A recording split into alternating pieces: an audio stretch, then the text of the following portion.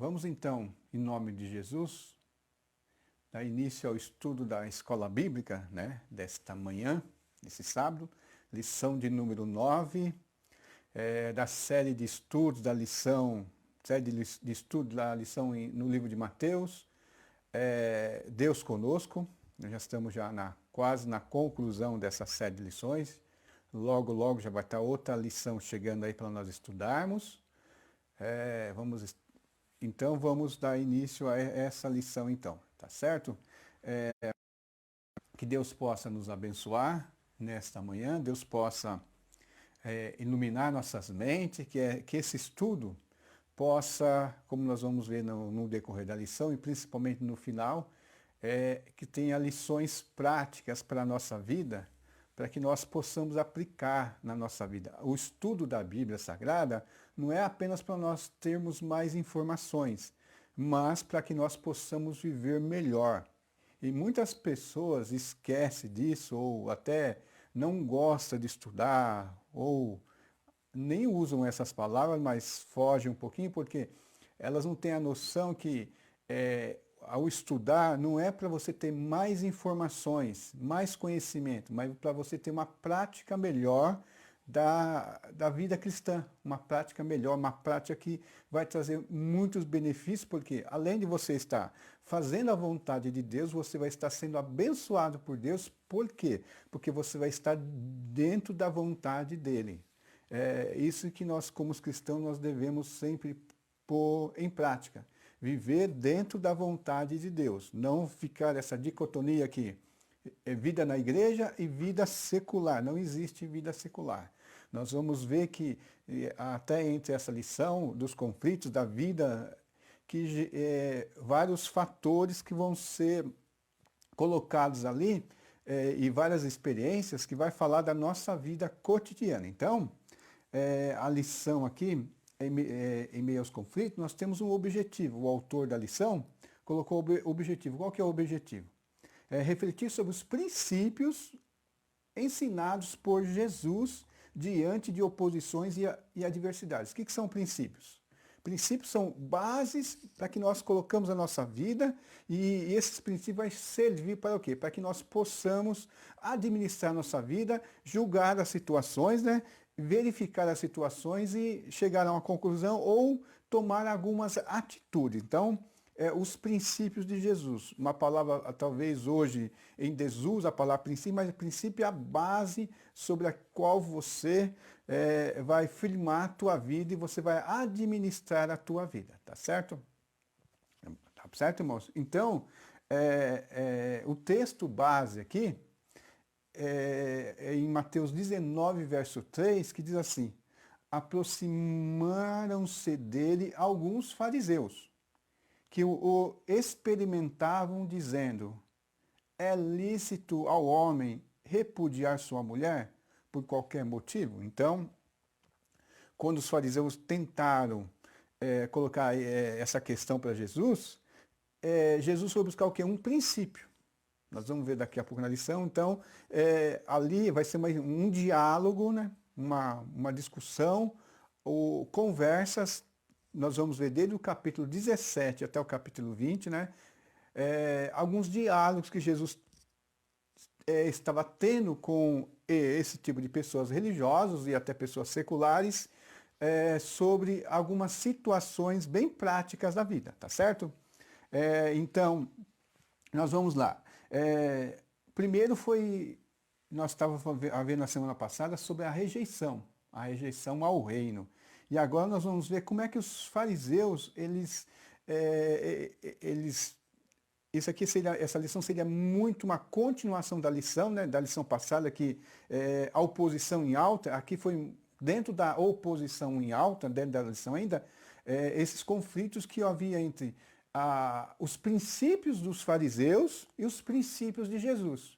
O princípio da tradição religiosa deles, né, ou não religiosa, de alguns, né, de algumas pessoas, e os princípios firmados na palavra de Deus, na vontade de Deus que Jesus colocou. Então é confronto de princípios, tá?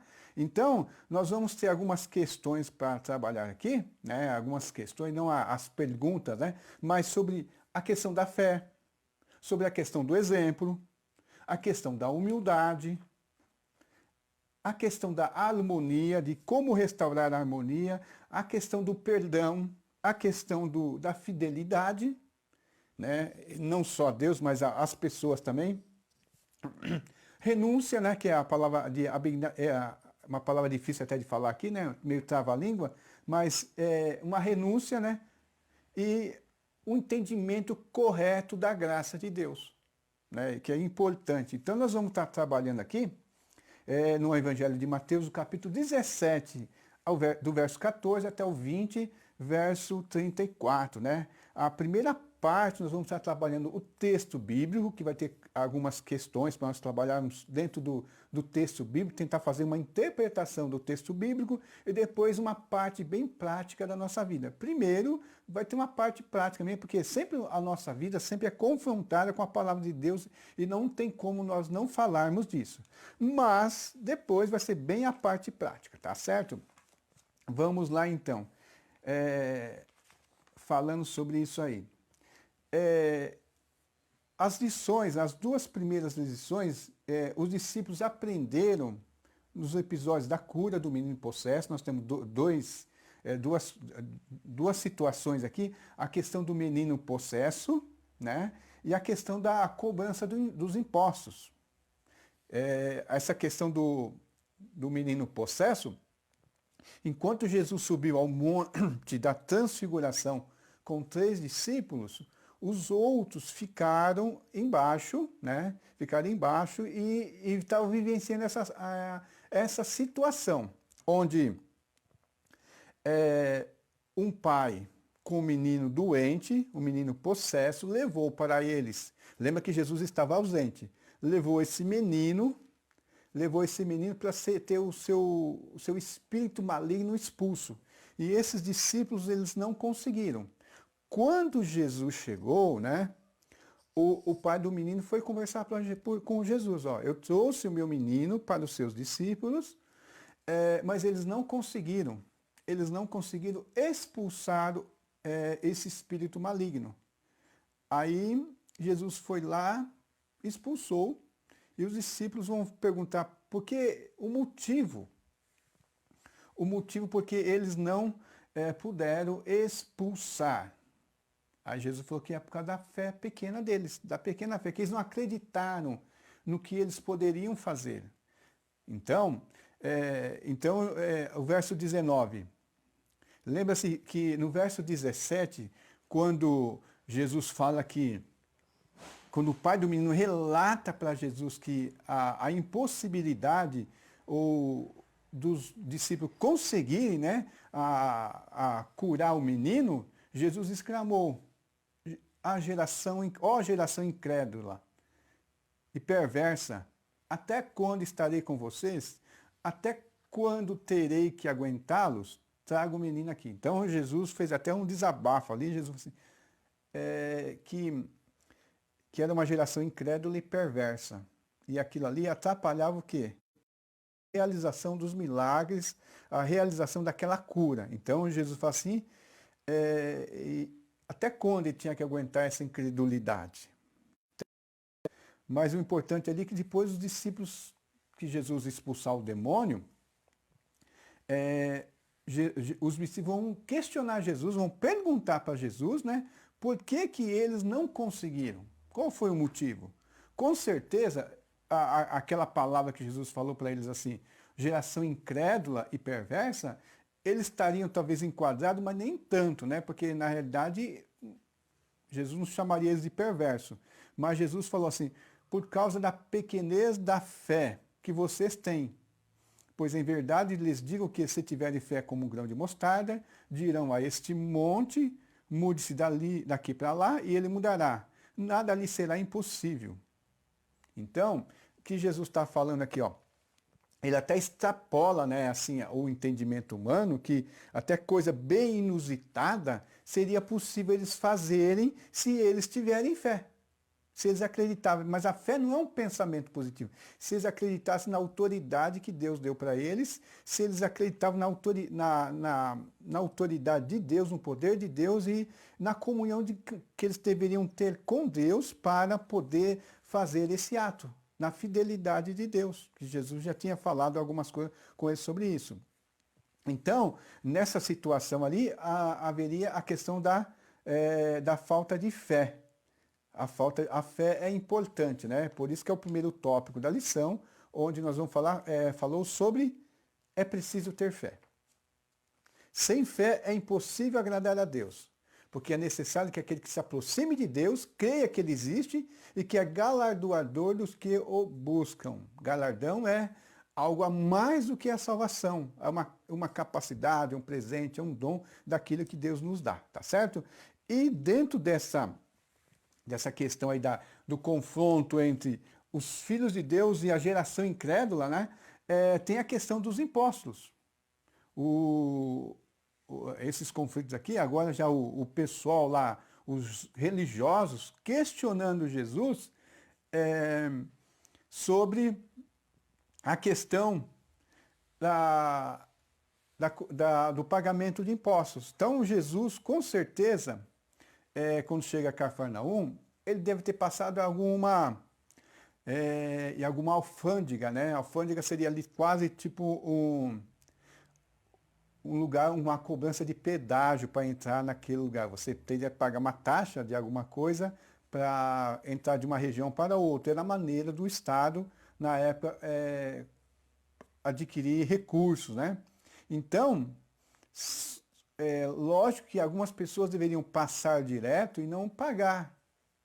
Então, quando Jesus estava chegando, algumas pessoas já foram lá questionar Jesus. Por que o Senhor e os seus discípulos, né?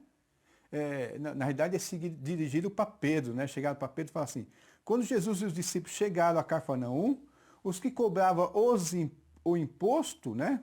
Das 2 dracmas, se dirigiram a Pedro e perguntaram, o mestre de vocês não pagam as 2 dracmas? E Pedro respondeu, claro que paga. Quando Pedro estava entrando em casa, Jesus se adiantou dizendo, quer dizer, talvez passou despercebido, questionou Pedro falou, lógico que sim. Ele conhecia o caráter de Jesus, né? Pedro poderia não conhecer o caráter dele, mas ele conhecia que Jesus era uma pessoa fiel, né? E quando ele foi falar com Jesus, Jesus já veio e colocou Jesus já falou para ele, Simão, o que você acha? De quem os reis da terra cobram impostos ou tributo? De seus filhos ou de estranhos? Quando Pedro respondeu dos estranhos, Jesus lhe disse, logo os filhos estão isentos. Mas para que não se escandalize, Jesus estava dizendo que não era justo, né? Que os filhos, não era justo, não é nem a questão de justo, é questão até de direito, né? Que os filhos não precisariam pagar. Com certeza, poderia dizer assim, talvez, que o pessoal que morava em Cafarnaum não precisariam pagar aquele imposto, mas o pessoal de fora poderiam. Como questionou Jesus, então, só dos estranhos, nós não precisaríamos pagar. Foi essa a conclusão. Mas Jesus falou assim, mas isso vai trazer escândalo. Então tem a questão da fé, lá com o menino endemoniado, e tem a questão do escândalo. Então o cristão, mesmo que ele ache uma coisa ilegal, mas se não vai trazer prejuízo à palavra de Deus, ou vai trazer desobediência a Deus, ele deve evitar o escândalo. Ele deve fazer aquilo que o Estado pede para ele fazer, desde que não traga prejuízo ao reino dos céus. Porque ao não fazer, aí sim traria prejuízo. Tá certo? Fazer não traria prejuízo. Não fazer traria prejuízo. Então, por isso que Jesus falou assim, traria o quê? O escândalo. Né? E é uma maneira de nós pensarmos nisso. Muitas vezes o pessoal que fala que crê em Deus, acredita em Deus, eles buscam recursos, buscam maneiras de evitar cumprir suas obrigações com o reino terreno. E nós temos que também cumprir as nossas obrigações. Às vezes, hoje, né, tem pessoas que nunca colaboram com a sociedade, nunca não colabora com nada. Ele não acha, mas na hora que ele precisa, ele vai buscar o recurso da sociedade. É uma pessoa que busca, tira recursos da sociedade, mas ele não contribui devolvendo. Isso pode ser no Estado, até dentro da própria igreja, né? Pessoas que não contribuem, mas ele busca recursos depois, quando precisa, tá? Ele não contribui, mesmo tendo condições de contribuir. Aqui é a questão de não haver escândalo, você fazer as suas obrigações como cidadão, tá certo? A outra coisa, a lição que Jesus tem a nos ensinar aqui sobre a humildade, que Jesus a humildade e a harmonia entre as pessoas. Que é interessantes aqui. Nessa aqui dá para, assim, humildade e harmonia estão ligados, embora seja duas situações diferentes aqui, a questão da harmonia e como tratar o pecado do irmão, ou a humildade, a questão da humildade e a questão de você buscar a restauração da harmonia, elas estão interligadas. Primeiramente, quando fala assim humildade, é você reconhecer qual é a posição que você realmente tem. Paulo fala em Romanos que nós não devemos pensar sobre nós além daquilo que nós somos. Nós não podemos pensar sobre nós, né, exaltando, né? Não é nem questão de você ficar falando, mas você tem uma visão muito elevada da importância da sua pessoa. Por isso que os discípulos lá, eles estavam lá meio assim, discutindo entre eles, e depois eles vão perguntar para Jesus, quem que é maior no reino dos céus? Quem que é o maior? Hoje nós podemos até pensar, mas que pergunta, né? Que negócio é esse de perguntar, saber quem é o maior, quer saber? Lembra que eles não tinham a visão que nós temos hoje do reino dos céus, eles ainda não tinham. Hoje nós temos uma revelação mais assim, porque a Bíblia Sagrada está aqui, né? Não porque é uma revelação que nós recebemos agora, mas porque depois esses próprios homens nos revelaram mais coisas, mas eles queriam saber quem é o maior do reino dos céus.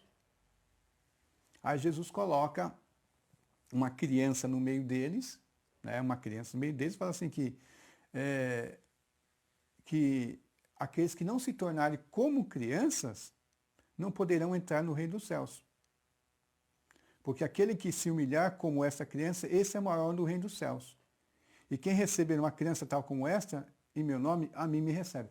Lembra que nas sociedades antigas, as crianças elas não tinham muita importância assim na escala social nesse momento. Você não buscaria saber do bem-estar da criança ou até se a opinião dela. Se hoje, né, a sociedade assim já muito influenciada talvez pelo cristianismo, quando vai se ter um perigo, vamos salvar as crianças e as mulheres primeiro. Os homens vão sempre aos últimos, né? Os homens, eles que têm que enfrentar o perigo e deixar as crianças em segurança e as mulheres, pela importância que nós achamos que essas pessoas têm para a sociedade e até pelo seu estado mais frágil. E Jesus fala assim, que nós temos que nos tornar uma criança dependentes, né? Uma criança muito dependente, para você poder fazer parte do reino dos céus. Dependente de quem? De Deus. Se nós não colocarmos nessa situação de humildade, nós não vamos estar aptos para adentrar ao reino dos céus, tá certo? Então, Jesus coloca assim, que a pirâmide social do reino dos céus é invertida. Tá certo? Agora, quando você tem a consideração da a sua real importância, fica até mais fácil você praticar a restauração da harmonia. Porque a próxima situação que vai estar conflituosa aqui vai ser a questão da harmonia entre as pessoas. A harmonia entre as pessoas na questão dos atritos. quando fala assim pecar, Jesus usa a palavra pecar aqui, e o povo usava, né? Hoje se fala muito erro. E parece que a palavra erro, ela tem, hoje tem menos peso que a palavra pecado. Porque o erro é uma coisa, um acidente. E o pecado não é um acidente. Mas hoje as pessoas, até quando cometem um erro, a pessoa foi mal, me desculpa, né? E às vezes nem fala mais erro, fala, oh, foi mal, foi mal, foi mal. Mas quando as pessoas cometem as suas falhas, as pessoas falam dessa maneira. Mas quando se comete contra elas, elas são muito irredutíveis na questão da restauração. Talvez na questão da humildade, lá da posição dela no reino dos céus, ela se acha muito importante para perdoar a pessoa que a ofendeu, ou ainda ela acha que aquela pessoa não merece o perdão dela porque a pessoa vai estar numa categoria muito abaixo dela. Então ela não busca, mas Jesus fez uma maneira correta de tratar o pecado dos irmãos. Né? Como tratar? Primeiro você vai conversar com a pessoa. A pessoa falhou com você, você vai lá falar com a pessoa. Se a pessoa resolver as questões, está resolvido. Mas se a pessoa não ouviu, o que você faz? Você chama 2 ou 3 irmãos, você vai lá, conversa com essa pessoa, em 4, que as pessoas não devem ser pessoas que alinhadas com você. Devem ser pessoas idôneas, né? Que vão lá ouvir a pessoa, ouvir as questões para resolver o assunto. E essas pessoas vão tentar também fazer a ponte de reconciliação. Mas se essa pessoa se recusar a ouvir essas pessoas, aí sim você pode realmente considerar a situação intransponível. Mas por que Jesus colocou isso aí?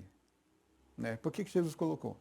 Porque muitas vezes as pessoas elas não dão nenhuma chance da restauração. Elas não buscam a restauração. E quando fala que você vai buscar, você fala com a pessoa, não resolveu, você leva 2 ou 3 outras pessoas, e essas pessoas não têm que estar alinhadas ao seu pensamento, mas tem que ser neutra, essas pessoas vão tentar fazer a união, e elas vão ouvir e vão falar. E vão falar. Porque aí não fica só entre as 2 pessoas que têm o atrito, mas ficam entre mais pessoas. O mal que hoje nós falamos muito daquilo que nós achamos certo. Aquilo que eu penso, aquilo que eu acredito, né? Quando eu falo eu, né? É lógico que não é para confundir as crenças que você tem em Deus ou a sua crença cristã firmada na palavra de Deus. Por isso que tem que ser dessa maneira. Porque muitas vezes as pessoas não abrem mão dos seus conceitos que são dela e não firmados na palavra de Deus. Lembra que nós somos dos princípios? Os princípios quem dão são Jesus. Nós devemos julgar as coisas, fazer as coisas dentro dos princípios daquilo que Jesus falou. Mas muitas vezes as pessoas, elas não param para refletir. Por isso que a importância de nós estudarmos, ela tem alguma crença, mas é fruto do próprio ser dela, da própria pessoa dela, da própria formação. E não tem muito a ver com os princípios de Jesus. Aí o que é essa pessoa? Ela está tão certa, ela pouco conhece a palavra de Deus, pouco se aprimora, né, nas disciplinas espirituais, e ela tem assim aquela questão, eu penso assim. Você pensa assim, mas a palavra de Deus pensa dessa maneira? Então, por isso que aquelas 2 ou 3 pessoas é para tirar tanto você, né, do seu estado de conforto, como a outra pessoa. Então, quando nós vamos resolver conflitos, nós devemos estar firmados na palavra de Deus. Às vezes, nós falamos assim alguma coisa da palavra de Deus e as pessoas não concordam. A pessoa não concorda porque ela mal estuda a Bíblia e ela até quase fica até na arrogância dela. Ah, mas só porque você lê bastante a Bíblia, você acha que você sabe mais do que os outros? Mas a questão aqui é a questão que você deve buscar uma ponte, né? Que nem mas levando testemunhas, né? E buscando sempre a harmonia. A harmonia por causa que você reconheça também a sua posição no reino dos céus. Ali seria duas pessoas, uma que já foi perdoada, perdoando o outro, buscando restaurar a harmonia. E geralmente, lembra que aqui, se o seu irmão pecar contra você, você vai. E tem vezes, a Bíblia está você vai. E tem pessoas até dentro da igreja que falam assim, não, ele que me ofendeu, ele que venha me pedir perdão. Né? Alguém sabe essas histórias aí, né? Ele que me ofendeu, ele que venha me pedir perdão, eu não.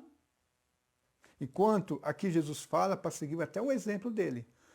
O ser humano ofendeu a Deus. Quem veio em direção ao ser humano? E quem foi em direção a Deus? O ser humano não foi em direção a Deus. Quando houve a queda, o ser humano foi afastado de Deus, o que ele fez?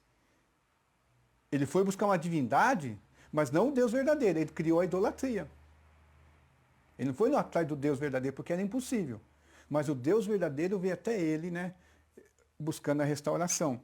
A outra parte que nós devemos ver aqui, da lição, é a questão, aí até falando sobre a humildade, a harmonia, o próximo passo seria sobre o perdão.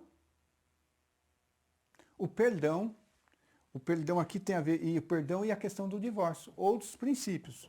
Como nós devemos perdoar? Aí até a sequência lógica do que eu falei. Jesus fala aqui da parábola do servo que não queria perdoar, em Mateus 18, 21, com essa história bem conhecida, daqueles senhor que tinha dois servos que deviam para ele, um devia uma fortuna, os estudiosos aí, não vai dar tempo agora, mas os estudiosos aí falar que a dívida que esse camarada tinha, que era dos 10 mil talentos, era uma dívida impagável. Né? Impagável, ele não conseguiria pagar nessa vida. Era impagável. E o outro tinha uma dívida não tão grande. Mas o Senhor perdoou a ambos. O Senhor, ele viu que eles não poderiam pagar, ele os perdoou. Não houve aqui categoria, né, de perdão. Todos foram perdoados. Mas esse que teve uma quantidade enorme de perdão, né, um perdão enorme, da sua dívida enorme, ele quando saiu lá perdoado, e ele encontrou o outro que também devia para ele, porque às vezes assim, você deve para um e deve para outro. O outro que deveria uma mixaria para ele, e o outro não tinha condição. Para uma pessoa pobre, uma pessoa que não tem nada, dever 10 reais é uma fortuna. Se você não tem nada e você deve 10 reais, agora para uma pessoa que tem bastante, para ele realmente ter uma dívida, será dívida de milhões. Mas aquele que devia menos não tinha como pagar. E aquele que tinha sido perdoado em seus milhões não pôde perdoar o outro em seus tostões. E quando aquele senhor que aqui representa Deus, né, e esses servos aqui nos representa, lá ele ficou sabendo que o outro perdoado naquilo que ele devia muito, não perdoou o outro conserva o irmão que devia pouco. Aí fala, então agora vai voltar atrás, a sua dívida não vai deixar de ser cancelada. Por que Jesus ensina aí que a nossa dívida em relação a Deus era impagável? A nossa dívida em relação a Deus era impagável. E Deus nos perdoou. Quer dizer, Deus providenciou a maneira de saldar a nossa dívida através de Jesus Cristo, através da morte dele. E muitas vezes nós, nas nossas mesquinharia, né, a nossa falta de humildade, de querer buscar, como eu citei no tópico anterior, a pessoa fala, não, ele que me ofendeu, ele que vem me procurar. E nós muitas vezes não perdoamos. Nós temos uma posição, né? Nós somos cristãos, às vezes bem-sucedidos, uma posição boa na igreja, uma vida de oração, uma vida de santidade, segundo as nossas assim, e nós olhamos, né? Olhamos para as outras pessoas e falamos, eu estou muito aquém, eu estou muito acima dessa pessoa. E essa pessoa não é digna de receber o meu perdão, de eu buscar me restaurar. E aí chega nessa parte aqui. Jesus providenciou o pagamento de uma dívida enorme, enorme, que nós não conseguiríamos pagar. Qual que é essa dívida? A vida. Nós devíamos a vida. E nós pagamos essa dívida com a nossa morte. Mas aí não tem mais vida. É a única maneira. Encerrou. Mas Jesus pagou com a vida dele, morrendo em nosso lugar, perdoando os nossos pecados e nos trazendo de volta a vida com Deus, a restauração com Deus. Aí é uma coisa tão eterna e nós olhamos para as outras pessoas que deve tão pouco para a gente, né? Tão pecador quanto a gente, e nós não perdoamos. Então Jesus falou assim, assim como o Pai perdoou vocês, perdoai. Tanto que a oração do Pai Nosso, já lá no princípio, lá no Sermão do Monte, qual que é a oração do Pai Nosso? Nós oramos assim, perdoai as nossas dívidas, dá-nos perdão, Senhor, assim como nós perdoamos aos nossos devedores. Aí o padrão, tem uma parte que não está nessa lição aqui, que Jesus fala assim, da maneira que você julgar, você será julgado. Então, aquilo que eu penso de mim, que eu penso das coisas, é a maneira que eu julgo eu mesmo. Então, quando eu falo para Deus, perdoa meus pecados, assim como estou perdoando aquele camarada que me ofendeu, eu estou pedindo para Deus trazer o mesmo tratamento. Quando eu falo para aquela pessoa lá, fala para aquela pessoa, ó, quero que você, ó, se exploda aí, que eu não vou abrir mão, não vou... Eu estou falando para Deus dar o mesmo tratamento.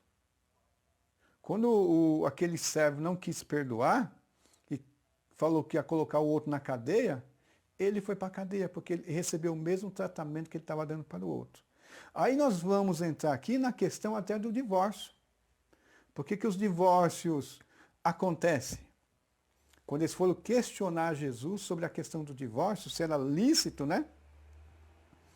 Dar o divórcio, e até quando fala sobre que Moisés deu essa lei do divórcio, Jesus fala que é a dureza do coração. A dureza do coração que não perdoa. E Jesus coloca até uma questão aqui que poderia até haver o divórcio, né? Que é a impureza sexual, que seria a traição.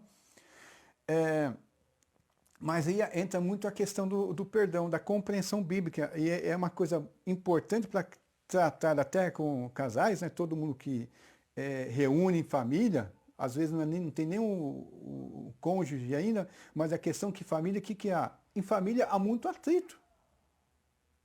E muitas vezes nós ficamos até bravos, né, em questão de irmãos, pai, mãe, filho, tudo, porque nós queríamos viver uma harmonia muito melhor, né? Sem haver conflito. Mas há. E quando há aqueles conflitos, você fica magoado, você fica bravo. Aí você fala assim, queria uma maneira que não houvesse, né? Que não houvesse esses atritos. Mas os pastores especialistas em relacionamento familiar e homens de Deus realmente falam que não existe casamento, não existe família perfeita. O que existe é perdão. Não existe família perfeita, não existe casal perfeito. O que existe é perdão. E até trazendo de um irmão contra o outro, né, irmão de igreja, pessoas, né, da igreja, de uma maneira geral, como é que nós devemos pensar em relação a nós mesmos, porque geralmente a pessoa assim, eu sou bom e a outra pessoa que é errada. porque eu sempre quero o meu padrão para julgar a outra pessoa. E aqui Jesus fala assim que tem que haver o perdão. Está havendo divórcio porque não há perdão. Não se busca harmonia. Não se busca harmonia porque não se busca um árbitro separado de nós mesmos. E esse árbitro é a palavra de Deus. É os irmãos que podem conhecer melhor a palavra de Deus para me restaurar, para fazer a ponte de religação. E hoje, os princípios de Cristo, lembra que nós vamos estudar os princípios de Cristo em meio aos conflitos? Hoje, mesmo na igreja, entrou muito divórcio, porque as pessoas não conseguem resolver seus conflitos dentro dos princípios de Jesus, quer resolver dentro dos seus princípios. Aí seriam os meus princípios contra os princípios da outra pessoa e não vão se bater mesmo, não vão se bater, e aí não vai haver mais harmonia e vai haver o quê? A separação. Então Jesus falou assim que o perdão tem muito a ver com o não divórcio. É restaurar a harmonia. Mas hoje as pessoas, não, a pessoa não faz o que eu quero, a pessoa não é boa como eu mereço uma pessoa legal dessa maneira, então divórcio. Então Jesus falou que a dureza do coração, e a dureza do coração começa quando as pessoas desobedecem a Deus. As pessoas não querem se submeter aos princípios de Deus. Lembra que, citando aqui, o objetivo da lição é refletir sobre os princípios ensinados por Jesus diante de oposições e adversidades. E muitas vezes, quando pensamos em oposições e adversidades, pensamos em as pessoas de fora contra nós, mas às vezes entre nós vai haver essas coisas. Tanto que lá fala sobre irmãos, né? Pessoas da mesma fé. Então nós devemos usar os princípios da Bíblia Sagrada, os princípios de Jesus, para as resoluções dos nossos conflitos. Tá certo?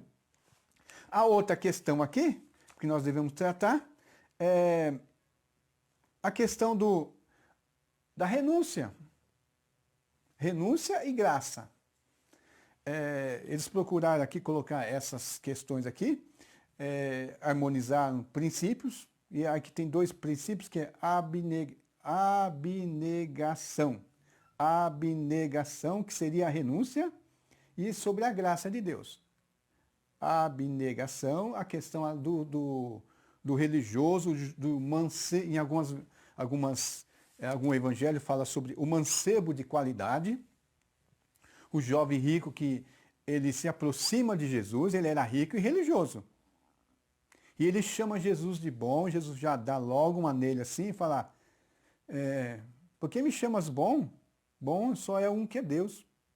Se você quer entrar na vida, guarde os mandamentos de Deus. Jesus sabia que a maneira de agradar a Deus, obedecer a Deus. Mas como ele se achava que ele era um cara muito obediente, Jesus já falou, já jogou logo para ele, você me chama bom? Guarde os mandamentos de Deus, porque Deus é bom, eu não. Mais ou menos Jesus quis dizer assim, né? Aí, mas quais são os mandamentos? Aí começa a citar os 10 mandamentos. E ele fala, mas tudo isso eu já faço. Qual que era o problema? Ele era uma pessoa muito religiosa, só que ele não se achava ainda, não tinha aquele testemunho interno, talvez do Espírito, aquele testemunho, aquela sensação de realização de estar em harmonia com Deus. Embora ele fosse religioso, obedecesse à lei, ele não se sentia. Então Jesus é o mestre ensinando sobre a vida, sobre se aproximar de Deus, ele talvez tenha uma resposta. Então Jesus já foi logo derrubando aquilo que ele achava de mais importante, que era o sustentáculo da justificação dele, que ele era uma pessoa obediente, né? Então, porque ele sabia que faltava alguma coisa. Não bastava ser obediente, apenas na letra, tinha que ser mais. Ele falou, tudo isso eu faço. Então Jesus falou, mas falta alguma coisa. O que falta o quê? Renúncia. Abnegação. Abnegação. Ele tinha muitas coisas, muitos bens, e Jesus falou para ele, vai lá, vende tudo que você tem, dá aos pobres e, e você terá um tesouro no reino dos céus. Vem e siga-me, né? Às vezes a gente julga esse rapaz aqui, mas será que eu abriria mão de todas as minhas coisas? Será que eu abriria mão daquilo que eu tenho? Eu tenho isso aqui, vou doar, vou abrir mão. Que nós damos importância a algumas coisas. E aquele rapaz tinha riqueza e ele tinha que abrir mão. E era impossível ele abrir mão na concepção dele. Aí ele foi embora triste, né? Até Jesus fala sobre o perigo das riquezas. Que as riquezas, aquilo que nós temos aqui na terra, muitas vezes nos afasta de Deus. Porque nós estamos firmados. E como Jesus já falou, aquele que quer vir após mim, negue-se a si mesmo, tome a sua cruz e siga-me. E aqui encontrou-se uma pessoa que não tinha renúncia, não tinha a abnegação. Ele não tinha abnegação. Se ele ficasse numa situação que ele tivesse que abrir mão de alguma coisa importante para ele, não abriria mão para o reino dos céus. Será que nós também não temos isso, irmãos? Será? Nós vamos ver que acontece conosco, né? Faz um check-up, vamos fazer um check-up na nossa vida? Será que nós não temos muita coisa que nós não abrimos mão? Será que se eu perder algo, né, algo de valor,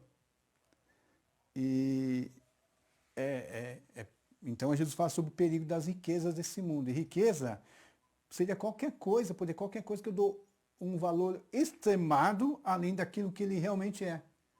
Nós sabemos tudo aquilo que nós temos é o que? É dádiva de Deus. Depois Paulo vai explicar melhor, tudo que nós temos não é nosso. Tudo que nós temos não é nosso. De quem que é? É de Deus. Nós somos o quê? Mordomos. O quê? Nós somos administradores. A minha casa não é minha, é Deus que deu para nós. Eu tenho que administrar. Tudo que eu tenho é mordomia de Deus. Tá certo? E dentro disso aí, na questão da mordomia, tem a ver com a graça. A graça tem até a questão que eu acho que é meu, me apegar, e aí eu faço até a questão do julgamento, da pessoa valorizar a si também, a mais, e vai na questão da outra parte, lá dos trabalhadores das últimas horas, que é lá em Mateus 20, né? Os trabalhadores da vinha, né? Então, até uns falam, os trabalhadores das últimas horas. Onde, numa situação agrícola, antigamente, um fazendeiro, um dono de propriedade, ele tinha fazer a colheita. Então ele tinha que buscar os trabalhadores para fazer aquela colheita. Então a praça era um lugar de encontro. A praça é o lugar de encontro, onde as pessoas iam na praça lá, se encontram os trabalhadores e os empregadores. E lá eles iam tratar e para levar para as suas fazendas, para as suas searas, para fazer a colheita. Então, um trabalhador, um empregador foi na praça, contratou alguns empregados, portanto, vocês vão ganhar na diária, é a diária, né? A jornada, vocês vão ganhar tanto. E eles foram. E ficaram trabalhando. O homem, precisando de mais pessoas, voltou no meio do dia, né? Estou resumindo aqui, no meio do dia, viu mais pessoas ainda esperando que não tinham sido contratados, falou, vão para lá, que lá vocês vão ganhar tanto. Que era a diária, era tanto. No final da tarde, precisando de mais pessoas, levou mais outras pessoas. E quando ele, no final do dia, no final da jornada, que ele foi fazer o acerto com aquelas pessoas, ele começou dos que chegaram por último até os que chegaram primeiro, acertar o pagamento. E se ele tivesse contratado, R$ 200 por dia, cada um vai ganhar os primeiros que chegaram. Então, os últimos que chegaram, trabalhou apenas algumas horas, ganhou R$ 200. Eles ganharam R$ 200 cada um. O camarada que chegou de manhã, ele olhou, né, o cara recebendo R$ 200, ele falou, se esse recebeu 200, trabalhou só esse tantinho de hora, eu vou receber muito mais. Eu vou receber muito mais. Aí, quando ele chegou a vez dele, ele recebeu 200, ele ficou indignado. Como é que pode? Eu trabalhei mais que esse cara e vou receber a mesma quantidade? Aí que o Senhor fala para ele, o que foi que eu tratei com você? O que foi que eu tratei com você? 200 por dia. Se agora, eu tirei de você para dar para ele? Não. Eu paguei para você aquilo que eu tratei com você, que eu falei para você. Então, se eu doar mais para outra pessoa, né, sou generoso com ele, você não tem nada a ver com isso. Generosidade não tem nada a ver com isso. São questões que muitas vezes as olham, né, e vê se o outro irmão está sendo mais abençoado que ele não acha justo. Já vi pessoas assim, por que tal pessoa é tão abençoada e eu não? Aí a graça de Deus, às vezes, a questão de nós não empreendermos nos princípios bíblicos, e às vezes é a vontade de Deus. Porque sempre eu vou olhar para a outra pessoa e querendo ter o mesmo ou mais. E o julgamento de Deus da graça é o nosso mérito. Graça não depende do nosso mérito, depende da vontade de Deus querer dar ou não.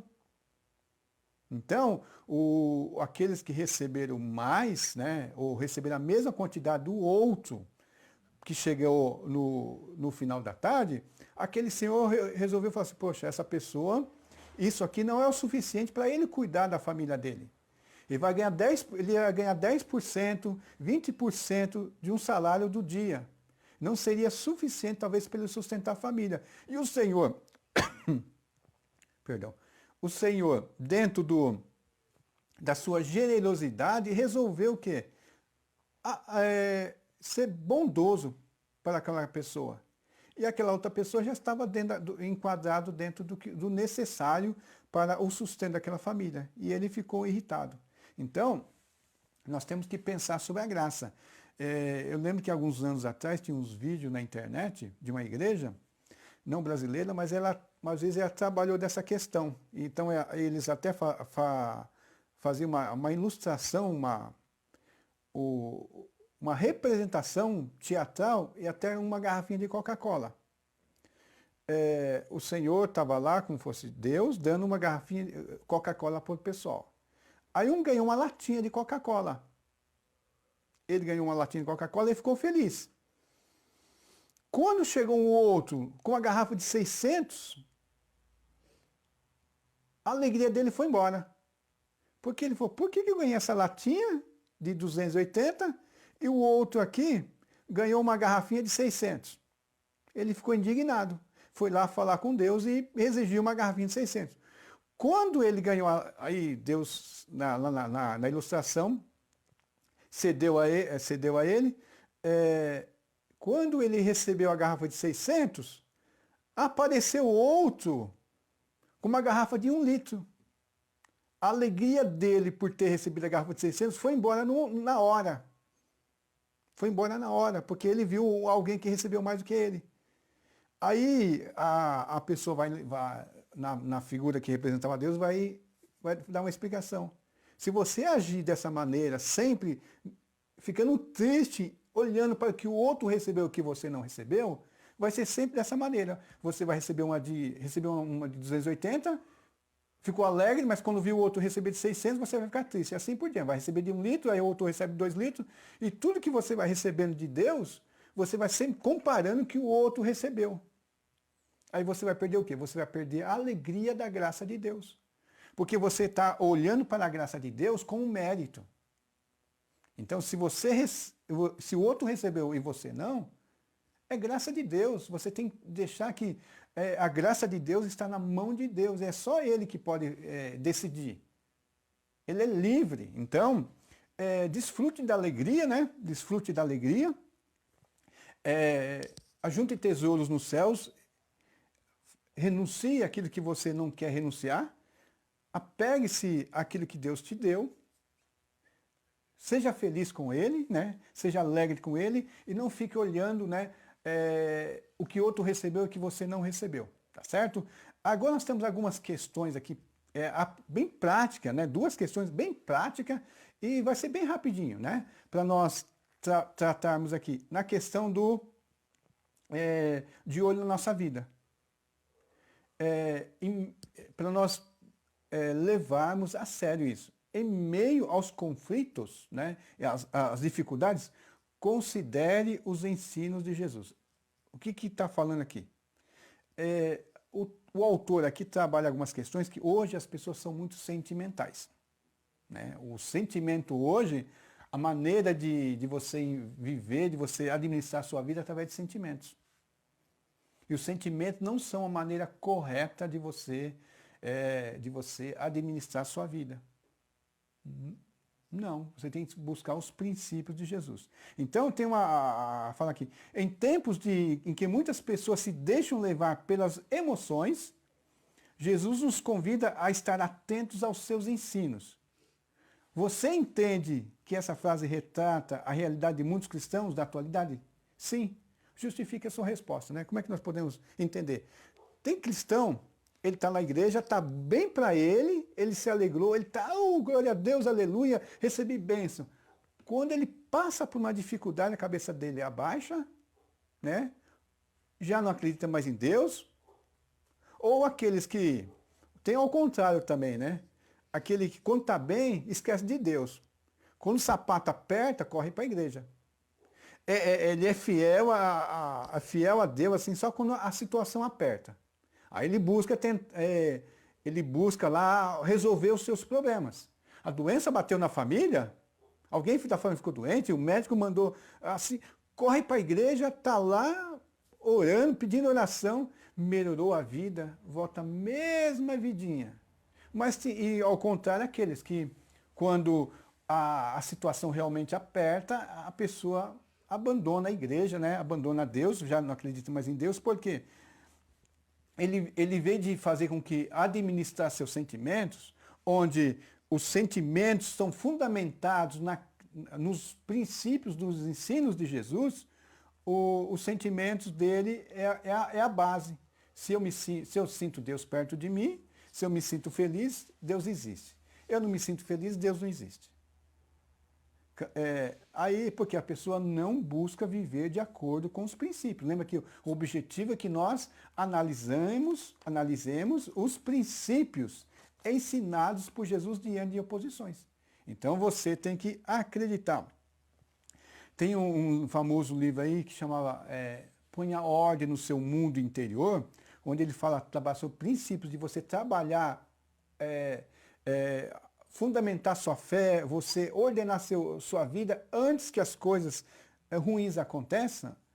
E lá tem um exemplo de uma pessoa, de um soldado americano que ficou prisioneiro na Guerra do Vietnã. Esse livro é um livro dos anos 80, e cita tem um testemunho de uma pessoa que ele cresceu na igreja, cresceu aprendendo os princípios bíblicos, né? Graças a Deus por isso, né? Os irmãos vão saber porque eu falei graças a Deus. Na fase adulta ele abandonou a fé. E ele se alistou, foi para o Vietnã.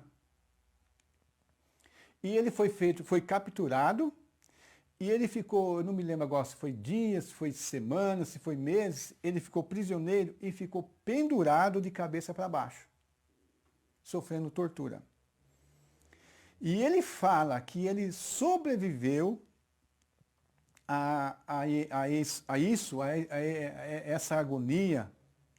Ele sobreviveu porque que veio na cabeça dele todos os ensinamentos que ele tinha tido na infância dele. Aquilo lá trouxe fé para ele, aquilo lá trouxe esperança, trouxe força para ele. Embora ele já tivesse se desviado da igreja, mas naquele momento ele teve a condição de relembrar, porque ficou gravado na mente dele. Quando ele precisou, né, ele buscou em Jesus o ensinamento bíblico e ele conseguiu suportar aquela situação. Né? E ele, lógico que ele saiu dali, conseguiu ser liberto, voltou, né? Se tornou um crente em Jesus, realmente, agora com testemunho, e porque ele provou na vida dele que os princípios bíblicos, né? Aqui, naquele sentimento, naquele conflito, ele buscou ajuda em Deus, naquilo que tinha aprendido na sua infância. Tá? Então, em meio aos conflitos, né, considere os ensinos de Jesus. Eu falei até na mensagem de quarta, né, que os salmos, mesmo o salmista passando por um monte de dificuldade, eles citam, a maioria dos salmos começa assim, louvado seja o Senhor me atendeu, sempre fazendo uma confissão de fé. Nós temos que aprender a fazer essas confissões de fé dos ensinos de Jesus. Não temerei, ainda que o mundo se abale. Não temerei, porque Deus está comigo. Ainda que eu passe por isso, por aquilo, Deus está comigo. Tá certo? E para terminar, já que eu já acabei respondendo um pouco aqui, em meio aos conflitos, nós temos que praticar os ensinos de Jesus. O Evangelho de Jesus não é só teórico, né? Tem a teoria, mas ele é prático. Quando fala teoria, tem os ensinamentos aqui que você lê. Muitas vezes nós lemos a Bíblia, lemos os Salmos, é bonitinho, mas nós não colocamos em prática. Nós achamos bonito os testemunhos, desde que não aconteça conosco. Quando a palavra de Deus, nós devemos louvar a Deus em todo o tempo, louvar ao Senhor, não importa as circunstâncias, né? E no meio de uma doença, no meio de uma situação, às vezes nós amaldiçoamos a Deus, falamos coisas que não deveria. E me lembrei agora de uma situação bem prática. Paulo e Silas, quando foram presos injustamente, como é que eles colocaram em prática os ensinos que eles receberam? Louvando, bendizendo e cantando ao Senhor. Eles dando testemunho da fé que eles tinham. É assim que os cristãos devem fazer. Pôr em prática a sua confiança em Deus. Eu já citei aqui algumas vezes, né? Inclusive na quarta, a questão do John Wesley, um homem de Deus, era pastor, né? Missionário, viajava da Inglaterra para os Estados Unidos, já tinha ido, voltado, e quando ele era uma pessoa estudiosa da Bíblia, era uma pessoa que tinha uma capacidade muito grande assim de estudar a Bíblia, criou um método, né, de estudar a Bíblia. Todo dia, naquele horário, eles se reuniam, oravam, estudavam, cantavam, todos os dias. Mas nessa maneira ele estava indo no meio de uma tempestade, e ele com medo do naufrágio. E ele viu um grupo de pessoas que, em meio àquela tempestade, naquele navio, louvavam a Deus. Os morávios. Quando terminou a tempestade, ele foi lá falar com eles. Aí, ele foi instruído por aquele homem. Um pastor foi instruído por um irmão lá, como deveria ser. Faltava o quê? A prática, né? A prática do conhecimento de Jesus. Essa é a lição para nós hoje, irmãos, que nós possamos ter esse desafio. E colocar isso, ó. Diante da perseguição, busque lembrar das promessas de Deus, o que o cristão deve fazer em meio às tribulações.